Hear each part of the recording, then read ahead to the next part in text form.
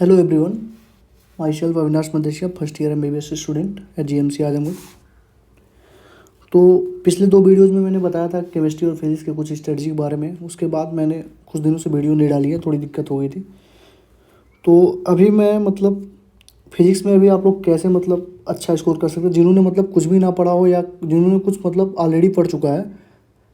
तो आप लोग क्या करिए, जैसे मान लीजिए अगर किसी ने कुछ नहीं पढ़ा है, मान लीजिए जीरो एकदम, कुछ उसने पढ़ा ही नहीं है, तो केवल इन 75 टॉपिक्स को देखिए। बहुत सारे यूट्यूब पे आपको मिलेंगे 25 क्वेश्चन, 25 टॉपिक्स। उससे यार कुछ नहीं होता है।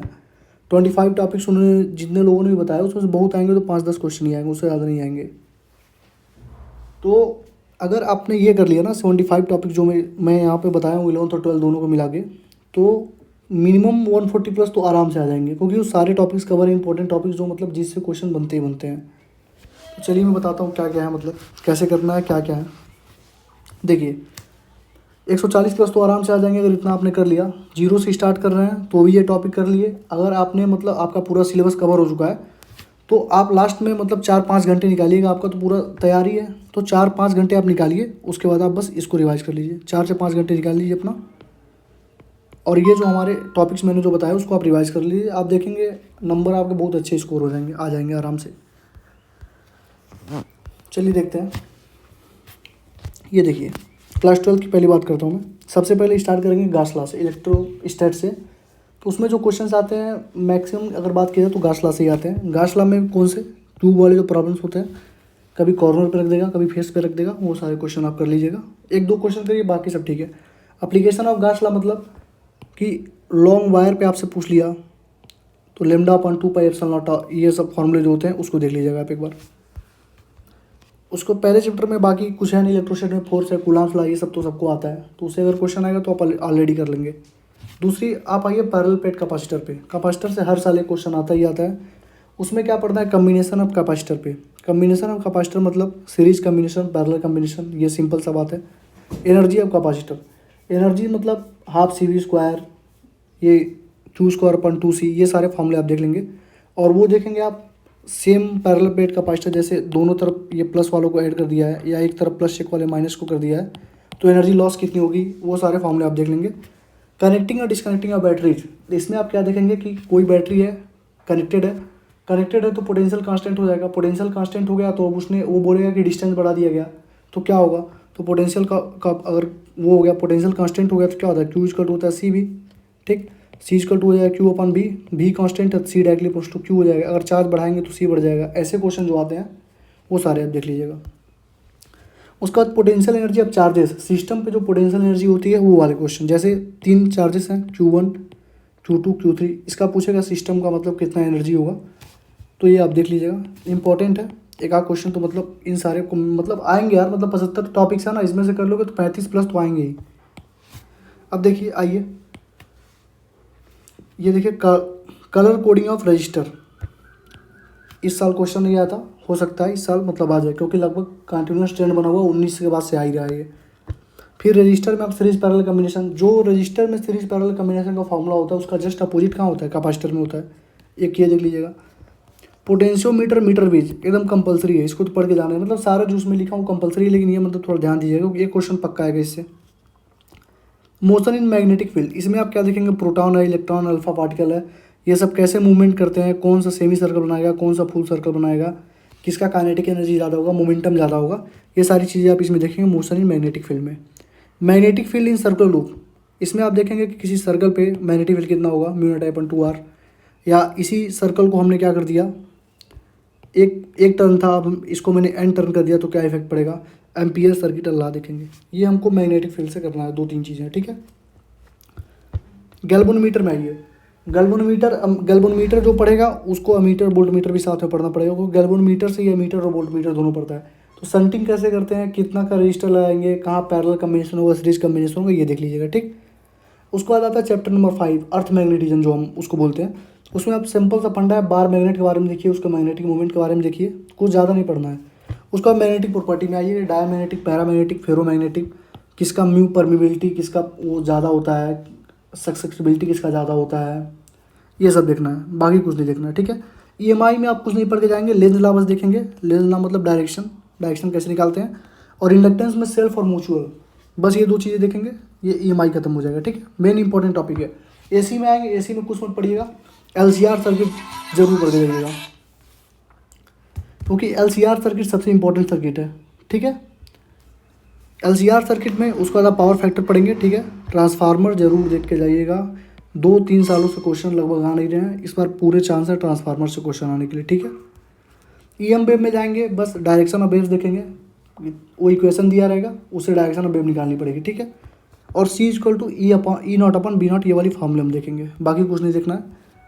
आप आ जाइए रे ऑप्टिक्स में। रे ऑप्टिक्स में जैसे आप आएंगे, रे ऑप्टिक्स बहुत ही वास्ट चैप्टर है, उसमें बस 4 चीज़ें आप पढ़ के जाइएगा। मिरर फार्मूला वगैरह तो जानते ही होंगे, मिरर फार्मूला पढ़ना नहीं है आप, उसमें मेन चीज़ें जो मेन टॉपिक वो पढ़िएगा। प्रिज्म पढ़िए, लेंस पढ़िए, लेंस में cutting of lens, silvering of lens, ये दोनों सबसे इंपॉर्टेंट है, मैं लिख दे रहा हूँ यहाँ पे,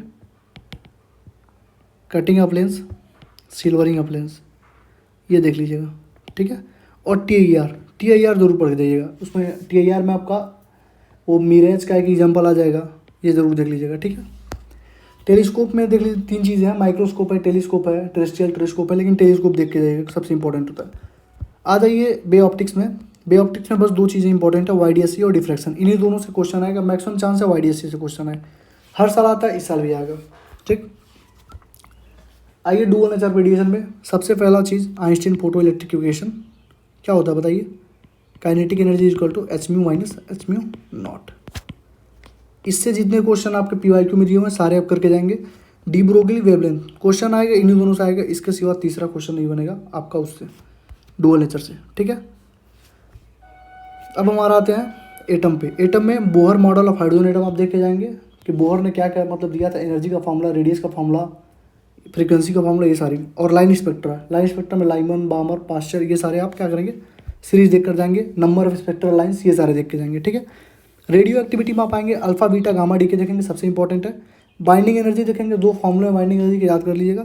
साइज ऑफ न्यूक्लियस मतलब रेडियस, एटॉमिक नंबर पे कैसे डिपेंड करता है, वॉल्यूम पे कैसे डिपेंड करता है, डेंसिटी पे डिपेंड ही नहीं करता है, ये सारी चीज़ें देख के जाएंगे आप रेडियो एक्टिविटी में। ठीक है, आ जाइए सेमीकंडक्टर में 2 टॉपिक हैं सबसे इंपॉर्टेंट, लॉजिक गेट, एक क्वेश्चन तो लॉजिक गेट से आना ही आना है, कहीं नहीं जाएगा। ठीक है, कॉमन एमीटर ट्रांजिस्टर से, ट्रांजिस्टर में कई सारे कॉमन एमीटर, कॉमन बेस है, ये सारी चीज़ें, लेकिन आप पढ़ेंगे केवल कॉमन एमीटर।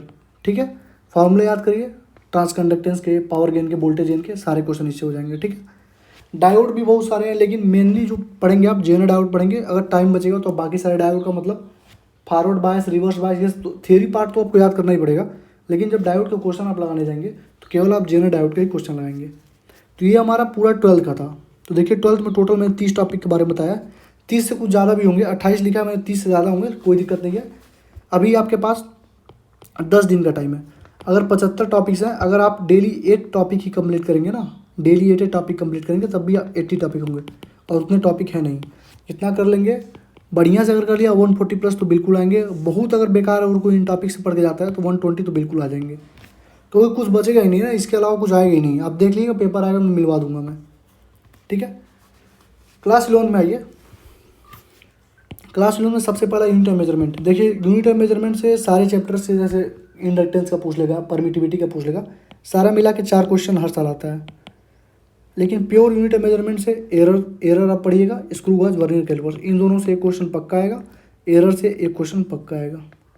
ठीक, बाकी जो 2 क्वेश्चन होंगे वो किसी चैप्टर से उठा के, जैसे विस्कोसिटी का डायमेंशन पूछ लिया, ऐसे पूछेगा, तो उसके लिए आप फार्मूला जब पढ़े रहेंगे तो हो जाएगा। ठीक है, इसमें आइए मोशन इन 1D में आपको बेसिक डिफरेंशिएशन आना चाहिए। जैसे मान लीजिए उसने दिए x = 3t² - 2t, तो आपसे वेलोसिटी और एक्सेलरेशन पूछ सकता है, इसका डिफरेंशिएशन आप करना आपको आना चाहिए। ठीक है, equation of motion, equation of motion आप पढ़ेंगे, उसमें फ्री फॉल सबसे ज़्यादा इंपॉर्टेंट, उसको पढ़ेंगे। डॉट एंड स्केलर प्रोडक्ट पढ़ेंगे। रिवर बोट प्रॉब्लम पिछले साल आया नहीं था, इस साल चांस है कि मतलब आ सकता है, तो रिवर बोट प्रॉब्लम आप एक बार देख कर जाएंगे, बस फॉर्मूला है, कुछ नहीं है। प्रोजेक्टाइल में कुछ नहीं पढ़ना है, हाइट, टाइम, रेंज और इक्वेशन ऑफ प्रोजेक्टाइल के फॉर्मूले याद करिए, ये क्वेश्चन इनसे एकदम पक्का आएगा। सर्कुलर मोशन में जाएंगे, एंगुलर स्पीड, एंगुलर एक्सीलरेशन पढ़ के जाना है, छोटे छोटे 2 फार्मूले हैं, एंगुलर स्पीड, एंगुलर एक्सीलरेशन के, दोनों तैयार रखिए। इक्वेशन ऑफ मोशन इसमें देख, जैसे वहाँ पर होता है v = u + at, वैसे यहाँ पर होता है ओमेगा = ω0 + α/t, ऐसे होता है। तो अगर आपको ये मालूम है तो ये आपको मालूम हो जाएगा ऑटोमेटिक, तो उसकी चिंता मत करिए। ठीक है, conservation of momentum, conservation of momentum में तो मस्ट है, इस साल भी क्वेश्चन आया था, लगभग हर साल आता है। किसी बाल को हमने फेंका, हवा में 3 टुकड़े में टूट गया, 2 टुकड़े परपेंडिकुलर गए, तीसरा टुकड़ा इधर गया, तो बताइए तीसरे टुकड़े की वेलोसिटी क्या होगी। ऐसे क्वेश्चन कंजर्वेशन ऑफ मोमेंटम, इसको लगा के जाइएगा।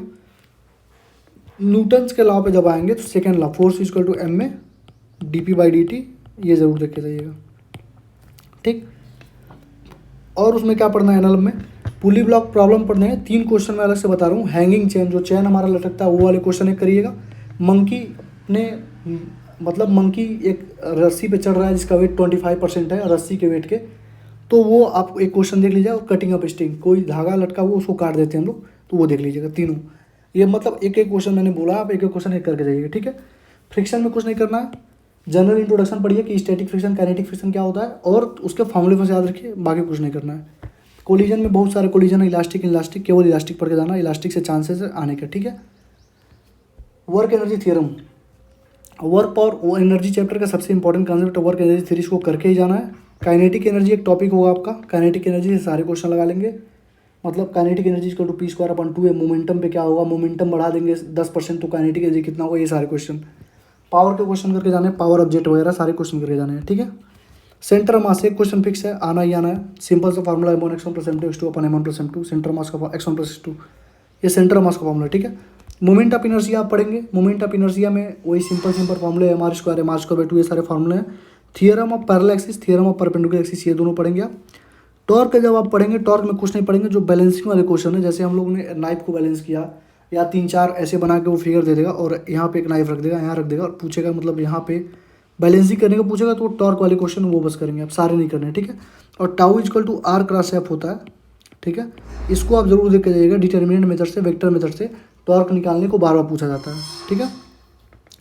रोलिंग मोशन में देख लीजिएगा कि चारों इंक्लाइन प्लेन पे चारों रिंग को, डिस्क को, सिलेंडर को अगर हम छोड़ते हैं तो कौन पहले आएगा, तो एक्सेलरेशन टाइम, इसका फॉर्मूला रोलिंग मोशन में आप याद कर लेंगे, ठीक है। आप ग्रेविटेशन में जैसे आएंगे, ग्रेविटेशन में कुछ नहीं पढ़ना है, एक्सेलरेशन ड्यू टू ग्रेविटी पढ़ेंगे आप, g = gm/r²। और डाउन द अर्थ जाने पे क्या इफेक्ट होगा, ऊपर जाने पे क्या इफेक्ट होगा, दोनों का फॉर्मूला आप याद रखेंगे, बाकी कुछ नहीं पढ़ना है, ठीक है। इसके वेलोसिटी देखेंगे, इसके वेलोसिटी में जनरल थ्योरी देखेंगे कि इसके वेलोसिटी किस पे डिपेंड नहीं करता है, मास वगैरह डिपेंड नहीं करता है, और फॉर्मूले देखेंगे इसके वेलोसिटी के, ठीक। मैकेनिकल प्रॉपर्टी ऑफ सॉलिड में आएंगे, मॉडुलस ऑफ इलास्टिसिटी के बारे में आप देखेंगे, बस फॉर्मूला याद करेंगे, ठीक है। जैसे फोर्स इक्वल टू होता है kx, गामा A/L होता है, k का वैल्यू x हो जाएगा, ये फॉर्मूला होता है, इसको जरूर याद रखेंगे। इसी फॉर्मूले सारे क्वेश्चन बनते हैं। अब आइए लिक्विड पे। लिक्विड में आपको सरफेस टेंशन पढ़ना ही पढ़ना है, सबसे इंपॉर्टेंट टॉपिक है। क्वेश्चन मतलब 90% चांस होता है सरफेस टेंशन से ही आए, नहीं आता है तो यूट्यूब वाले जो मैनोमीटर के क्वेश्चन होते हैं वो कर लीजिएगा। एक क्वेश्चन ऐसा करिएगा, कैपिलरी राइज का एक क्वेश्चन करिएगा कि मतलब 2t cos θ/rg, ये जो हमारा हाइट होता है, ये कैपिलरिटी का फॉर्मूला, ये याद कर लिया, ठीक है। बर्नौली थ्योरम आप करके जाएंगे, बर्नौली थ्योरम से 2-3 क्वेश्चन लगा लीजिएगा।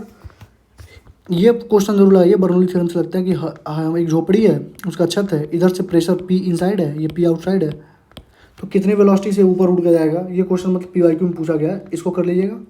एंगल ऑफ कंटेंट का थ्योरी पढ़िएगा, ठीक है। एंगल ऑफ कंटेंट क्या होता है, एक्यूट एंगल, ऑब्ट्यूज एंगल, ये सारे देख लीजिएगा। और टर्मिनल वेलोसिटी का फॉर्मूला याद कर लीजिएगा, ठीक।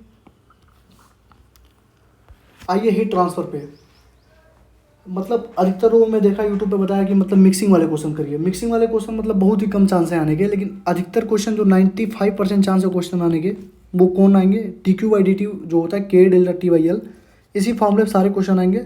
इसी का सीरीज कम्बिनेशन, इसी का पैरेलल कम्बिनेशन देख लीजिएगा, और ये फॉर्मूला जरूर देख के जाइएगा, स्टीफेंस कांस्टेंट वाला, एनर्जी इक्वल टू σ/e⁴, ये दोनों जरूर देख के जाइएगा। इधर कैलोरीमेट्री मैंने लिखा हुआ है, हीट गेन हीट लॉस्ट, उतना इंपॉर्टेंट नहीं है, लेकिन देख लीजिएगा, एक क्वेश्चन आता तो आप कर लेंगे, ठीक है। क्योंकि पिछले साल पूछा नहीं है 2-3 साल से, तो हो सकता है इस बार यही आ जाए, ठीक। कोई टॉपिक मैं छोड़ नहीं रहा हूँ, 75 टॉपिक है, इतना कर लेंगे, आपको खुद कॉन्फिडेंस आएगा, हाँ यार कुछ बचा नहीं है, मैं कर लूँगा।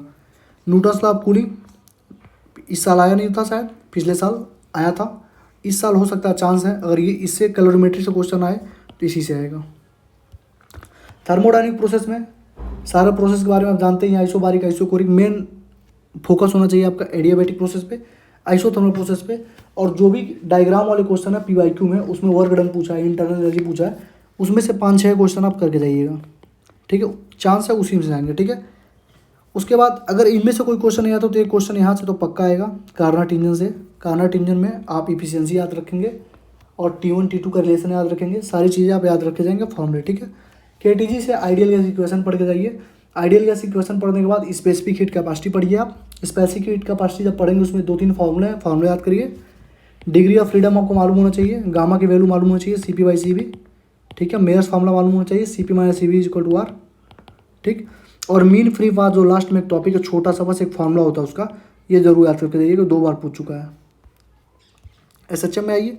SHM में velocity, acceleration, energy, velocity, acceleration, energy, इनके क्वेश्चन जरूर करके जाइएगा। सारे फॉर्मूले याद होने चाहिए। मीन पोजीशन पे क्या होती है, एक्सट्रीम पे एक्सेलरेशन कितना होगा, वेलोसिटी कितना होगा, सारा याद होना चाहिए। सिंपल पेंडुलम का फॉर्मूला याद करिए 2.2L/g, उसमें टाइम पीरियड देख लीजिए। और किसी ऐसे मान लीजिए स्प्रिंग, इसको कट कर दिया हमने, K1 K2 K3 ऐसे करके, L1 L2 L3 करके, देखिए बता रहा हूँ, L1 L2 L3 करके। तो सीरीज कॉम्बिनेशन में इसका स्प्रिंग कांस्टेंट का वैल्यू, पैरेलल कॉम्बिनेशन में स्प्रिंग कांस्टेंट का वैल्यू, रेशियो बना के पूछता है, इसको देख लीजिएगा, ठीक है। Last but not the least, speed of travelling base में आप पढ़ेंगे स्पीड ऑफ ट्रैवलिंग बेस का फॉर्मूला। लैप्लासे करेक्शन पढ़ लेंगे कि लैप्लासे ने क्या करेक्शन दिया था और न्यूटन्स ने क्या मतलब न्यूटन्स जो फार्मूला जो बताया था वो गलती था, तो लैप्लासे ने क्या करेक्शन किया था, ये थ्योरी पढ़ लीजिएगा। ओपन और क्लोज ऑर्गन पाइप पढ़ लीजिएगा, बहुत इंपॉर्टेंट है। बीट्स पढ़ लीजिएगा। बीट्स क्या होता है, frequency minus V2 minus V1 होता है, फ्रीक्वेंसी 2 माइनस फ्रीक्वेंसी 1, और डॉपलर इफेक्ट। इतना अगर आपने कर लिया, देखिए टोटल 35 टॉपिक्स हैं। अगर टोटल मतलब मान के चलिए टोटल 75 से 80 टॉपिक्स होंगे। इतना अगर आपने कर लिया, लिख के लिए बताता हूँ, पेपर में मिलवा दूंगा जब नीट का पेपर होगा 7 तारीख को, तो 7 तारीख को शाम को या 8 तारीख को मैं दिखवा दूंगा, मतलब इसमें से मिलवा दूंगा कि मतलब किस किस टॉपिक मैंने बताया था, किस किस टॉपिक से क्वेश्चन आए थे। अभी मैंने भी अगर वीडियो बना दिया होता 20 टॉपिक 25 टॉपिक, तो उसका कोई फ़ायदा नहीं था, क्योंकि यार 20 टॉपिक 25 टॉपिक से कितने क्वेश्चन तुम निकाल सकते हो। देखा मैंने बहुत सारे मतलब लोगों ने यही वीडियो बनाया था कि 20 क्वेश्चन जो हर साल रिपीट होते हैं, 20 क्वेश्चन अगर हर साल रिपीट नहीं होते, मतलब टॉपिक से रिपीट होगा। इतना अगर कर लोगे 75-80 टॉपिक इतना कर लोगे, तो मान के चलो 35 क्वेश्चन तो फंस ही जाएंगे इसमें से। और लक तुम्हारा अच्छा रहा तो 40 से ऊपर भी फंस सकते हैं। और मैं देखना, मैं तुम्हें दिखा दूंगा कि मतलब हाँ ये टॉपिक मैंने बोला था और इस टॉपिक से क्वेश्चन आए थे। तो तुम्हें क्या करना, बस जो जो टॉपिक में बोला, अगर कुछ नहीं पढ़े तो एक बार पढ़ लो। अगर तुमने पढ़ा है अच्छी बात है, तो लास्ट के टाइम में 2 दिन निकालो, पूरे टॉपिक को रिवाइज कर लो, सारी चीज़ें तुम्हें तैयार ही होंगी। बस एक बार इन टॉपिक को थोड़ा इम्फेसाइज करके, फोकस करके पढ़ लो, ठीक है। तो यही था, मैंने बता दिया फिर इसके लिए, क्योंकि यार बहुत सारे मेरे भी दोस्त अभी तैयारी कर रहे हैं, सभी बोल रहे थे मतलब कौन कौन से टॉपिक इंपॉर्टेंट है, थोड़ा बता दो, समझा दो, तो उनके लिए भी था और बाकी लोगों की भी हेल्प हो जाएगी, तो अच्छी बात है। अगर आपको कोई और वीडियो चाहिए तो आप कमेंट सेक्शन में मतलब आप लिख देंगे, मैं बना दूंगा, क्योंकि अभी मैं फ्री हो चुका हूँ, घर पे थोड़ी दिक्कत थी, इसकी वजह से थोड़ी वीडियो नहीं आ रही थी। तो थैंक यू, यही था। देख लीजिएगा आप लोग जो मैंने बताया, उसको अच्छे से फॉलो करिए, बहुत अच्छे नंबर आएंगे। टेंशन नहीं लेना, पैनिक नहीं होना, जितना ज़्यादा टेंशन लेंगे पेपर उतना ख़राब करेंगे, ठीक है ना। यही सारी चीज़ें मैंने भी किया था, मतलब अच्छे से पढ़ा भी था, लेकिन लास्ट में ये सारी टॉपिक्स मैंने बहुत अच्छे से पढ़े थे, तो मतलब बहुत अच्छे नंबर आए थे मेरे। तो आप देख लीजिएगा, ठीक है। Okay, thank you.